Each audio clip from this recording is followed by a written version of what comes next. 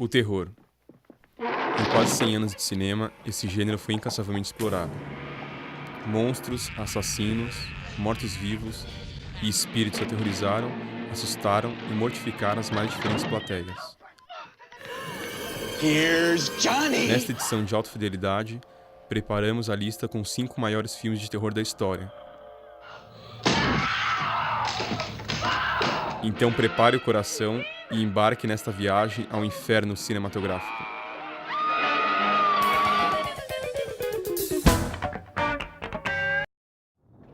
Na quinta posição temos o filme The Evil Dead, de 1981, dirigido por Sam Raimi. São vários fatores que favorecem a morte do demônio para ser considerado como um dos grandes filmes de terror de todos os tempos. Principalmente dos anos 80 para cá, é um dos grandes filmes, sem dúvida nenhuma. Tem uma noção de ritmo e uma noção de construção de tensão e de suspense muito boa por parte do diretor, né? Era um jovem estudante de cinema, já tinha feito alguns pequenos filmes, né? E ele sempre se mostrou voltado ao cinema de horror, aos temas fantásticos e sobrenaturais. Então ele tinha uma noção muito boa de construção de clima, construção de atmosfera. Ele aliou isso a um tipo de cinema que investia em maquiagem e efeitos especiais, junto a esse tema do sobrenatural, e construiu uma pequena joia, uma pequena preciosidade nesse universo do cinema de terror.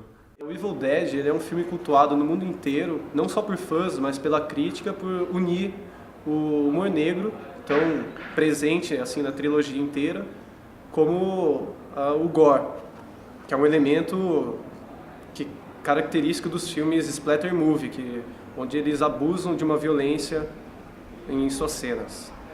Você nunca vê esse espírito, ele não é mostrado pra gente. Você vê os jovens sendo infectados e se transformando em criaturas monstruosas, mas o espírito mesmo você não vê, né? Por quê? Porque sempre é como se fosse uma subjetiva desse espírito, né? Então é sempre o ponto de vista do espírito. Isso combina muito bem com os movimentos vertiginosos, né? Isso é muito interessante.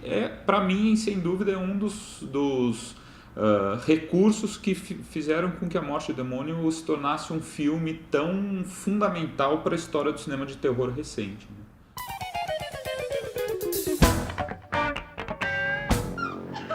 Dos espíritos inquietos de Evil Dead, passamos para uma família de serial killers na quarta posição.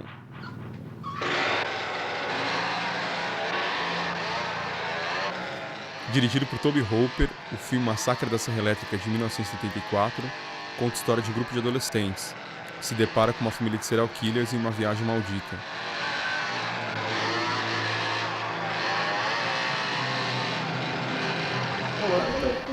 O Massacre da Serra Elétrica ele foi dirigido pelo Tobe Hooper, que na época ele era um diretor estreante ainda, era uma das suas primeiras obras, e ele se destacou principalmente por trazer cenas que antes já eram meio que censuradas, cenas muito violentas, mas nunca mostrando de uma forma explícita. Era uma cena mais sugestiva, você acompanhava toda a angústia do personagem e tinha que imaginar o sofrimento que ele passava nas mãos da família canibal do filme.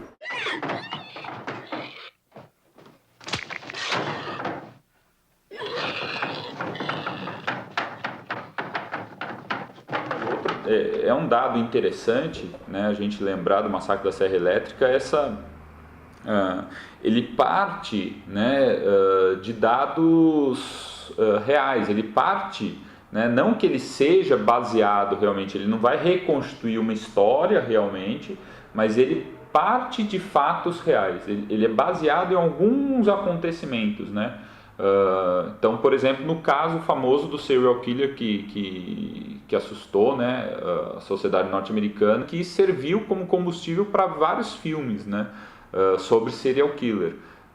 E um deles foi o Massacre da Serra Elétrica. Então isso é interessante, essa coisa de você imaginar que algo próximo daquilo pode ter acontecido, isso faz com que a sensação do horror e a geração do medo, do pavor, se torne muito maior, né? Porque de certa forma você vê na ficção algo que se aproxima de um fato que aconteceu. Você fala, pô, como que alguém pode ter feito isso na vida real? Isso é algo que só o cinema poderia fazer, só a ficção poderia fazer, né?